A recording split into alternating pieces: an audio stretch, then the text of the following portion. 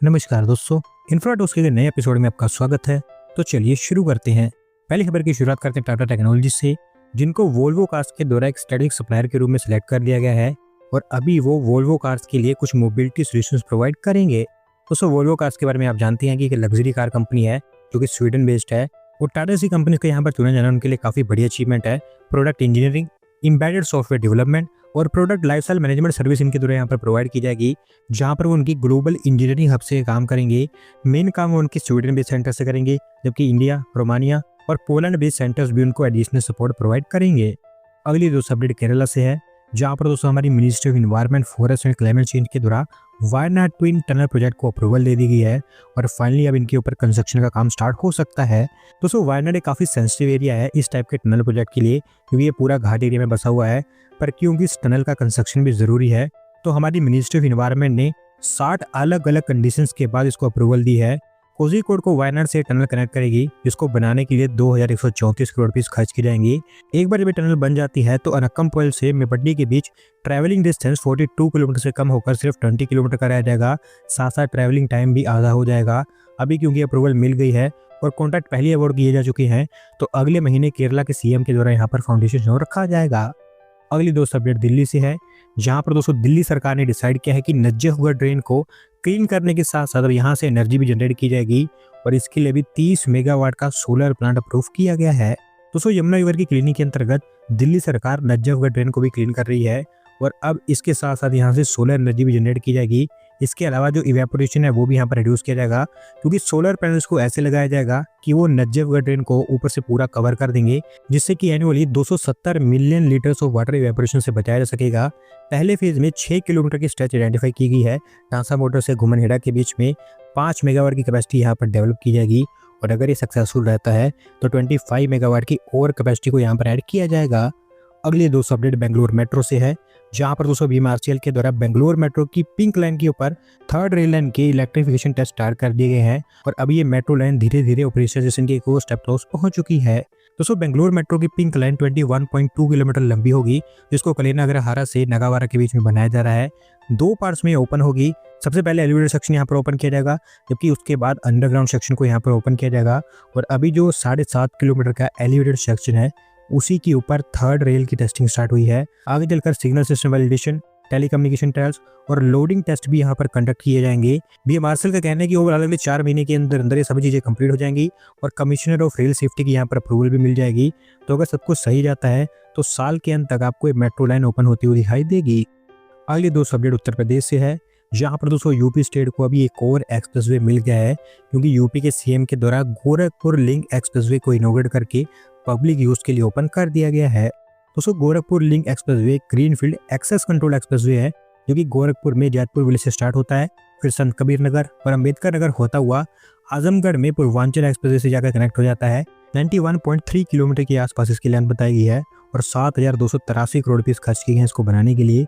इसके चलते गोरखपुर से लखनऊ के बीच ट्रैवलिंग टाइम जस्ट 3.5 घंटे तक का रह जाएगा और साथ साथ गोरखपुर सिटी की कनेक्टिविटी इसके जो सदर्न एरियाज हैं उनसे भी बड़े स्केल पर इंप्रूव होगी और यहाँ पर भी ट्रैवलिंग टाइम ऑलमोस्ट आधा हो जाएगा। अगली दोस्तों update American tech giant Google से है, जिन्होंने भारत के अंदर उनका पहला सेफ्टी इंजीनियरिंग सेंटर ओपन कर दिया है और इसे तेलंगाना की कैपिटल सिटी हैदराबाद के अंदर बनाया गया है। दोस्तों, गूगल इस टाइप के सेफ्टी इंजीनियरिंग सेंटर बहुत ही कम सेटअप करता है। अभी तक ग्लोबली सिर्फ 3 ही ऐसे सेंटर्स को ऑपरेट करते हैं, जो जर्मनी, आयरलैंड और स्पेन के अंदर है। ओवरऑल इनका 4th सेंटर है, जो कि भारत के अंदर हैदराबाद में बनकर तैयार हुआ है। पूरे इंडो पैसिफिक रीजन के लिए इसको बनाया गया है और स्पेसिफिकली मदापुर लोकेलिटी में बनकर तैयार हुआ है, जहां पर एडवांस्ड एआई और लार्ज लैंग्वेज मॉडल्स का इस्तेमाल किया जाएगा ऑपरेशंस के लिए। ओवरऑल इसके चलते हंड्रेड्स ऑफ नई जॉब्स यहाँ पर जनरेट हो पाएंगी। अगली दोस्तों अपडेट कर्नाटका से है, जहां पर दोस्तों कर्नाटका सरकार बेंगलोर के अंदर एक और इनोवेशन हब को सेटअप करने जा रही है और इसके लिए बेंगलोर एयरपोर्ट कंपनी लिमिटेड को नोडल एजेंसी बनाया गया है। दोस्तों, ग्लोबल इनोवेशन हब एक टाइप का बिजनेस पार्क होगा, जिसका नाम डिस्ट्रिक्ट आई रखा गया है, जो कि बेंगलोर एयरपोर्ट सिटी में बनकर तैयार होगा। 28 मिलियन स्क्वायर फीट के एरिया में फैला होगा, जहां पर बिजनेस, लाइफस्टाइल, एजुकेशन और R&D जैसी सभी चीजें एक सिंगल प्लेस में मर्ज कर दी जाएंगी। एआई, क्वांटम कंप्यूटिंग और ब्लॉकचेन जैसी टेक्नोलॉजीज के ऊपर यहाँ पर फोकस होगा। Aerospace, smart cities, space, defence, retail, telecom और BFSI जैसे एरियाज में यहाँ पर इनोवेशन को भी प्रमोट किया जाएगा। इसके अलावा startups, global capability centres, IT firms और पब्लिक इंस्टीट्यूशंस के लिए एक लॉन्च पैड होगा जहाँ से वो उनके प्रोग्राम्स को स्टार्ट कर सकते हैं। देखना यही है कि कितने सक्सेसफुल हो पाता है। अगली दोस्तों अपडेट एजुकेशन सेक्टर को लेकर है, जहाँ पर दोस्तों QS world university rankings 2026 release कर दी गई है और यहाँ पर IIT दिल्ली को भारत का बेस्ट रैंक इंस्टीट्यूट बताया गया है। दोस्तों QS के द्वारा हर साल इस तरह की रैंकिंग रिलीज की जाती है जहाँ पर पूरी दुनिया के टॉप इंस्टीट्यूट्स को शामिल किया जाता है। पिछले रैंकिंग के कंपैरिजन में हमारे देश के जो मोस्ट ऑफ द इंस्टीट्यूट्स हैं उनकी रैंकिंग बेहतर ही है। सिर्फ IIT बॉम्बे यहाँ पर है जिसकी रैंक में यहाँ पर डिग्रेडेशन देखने को मिला है। IIT दिल्ली की रैंक 150 से बढ़कर 123 नंबर पर पहुंच गई है, जबकि IIT बॉम्बे 118 से गिरकर 129 पर आ गया है। IIT मद्रास ने भी 47 रैंक से जंप दिखाया है। पिछले साल ये 227 के आसपास था, जबकि अब ये 180 पर आ गया है और पहली बार हुआ है कि IIT मद्रास ने टॉप 200 में एंट्री मारी है। ओवरऑल भारत के 54 इंस्टीट्यूट्स को इस लिस्ट में इंक्लूड किया गया है, जो कि ग्लोबली 4th हाईएस्ट है US, UK और चाइना के बाद।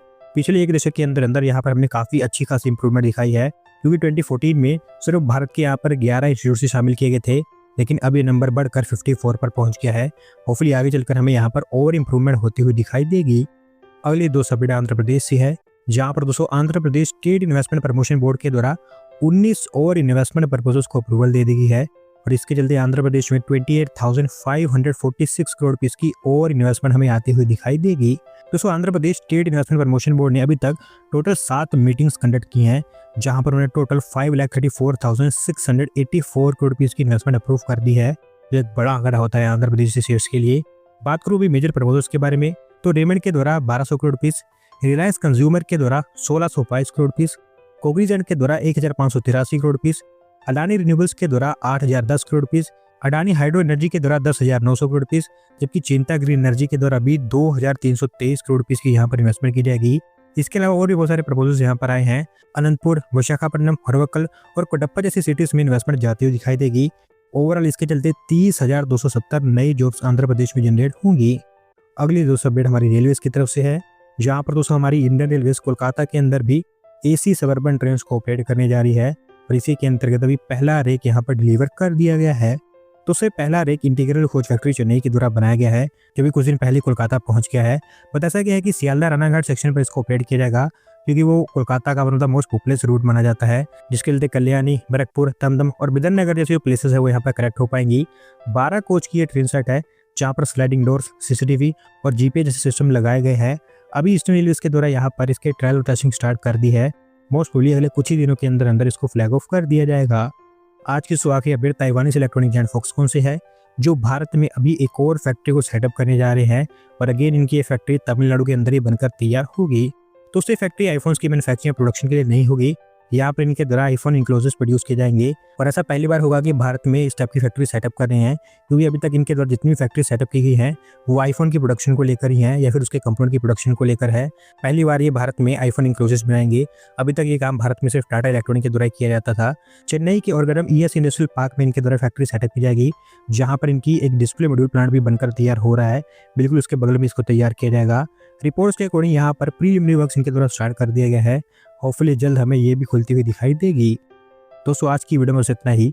अगर आप अपनी तरफ से अपडेट सबमिट करना चाहते हैं तो डिस्क्रिप्शन दिए गए लिंक पर क्लिक करके सबमिट कर सकते हैं। और अगर आज की वीडियो पसंद आई हो तो वीडियो को लाइक करें, चैनल को सब्सक्राइब करें। धन्यवाद वीडियो को देखने के लिए।